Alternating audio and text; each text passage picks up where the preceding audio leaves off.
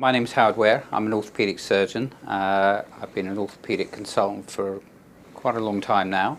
I specialise in hip and knee surgery primarily, joint replacements, ligament surgery in the knee, revision surgery of those areas. In terms of orthopaedics, I just wonder, does the subspecialty choose the person, or the person chooses subspecialty? And my theory is it's a bit of both.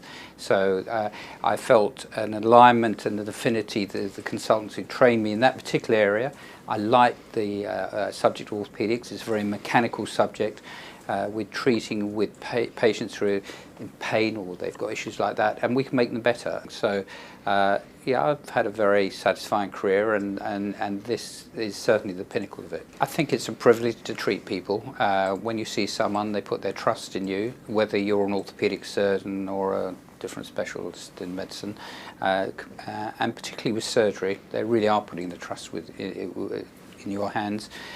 Somebody is going to let you decide what to do, and ultimately perhaps operate on them, and that's a very personal, invasive thing to do to someone, and that takes a lot of trust.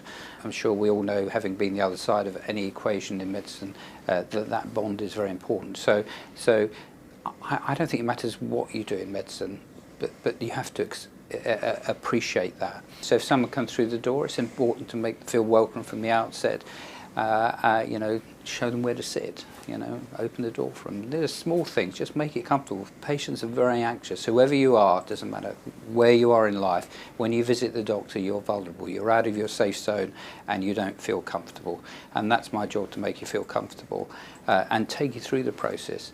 In most instances, they're not coming for surgery, and it's very important that we make that clear, that that's the last option, unless it's obvious they're coming in for that. So I think they want to be guided, they want trust, respect, treat them like a human being.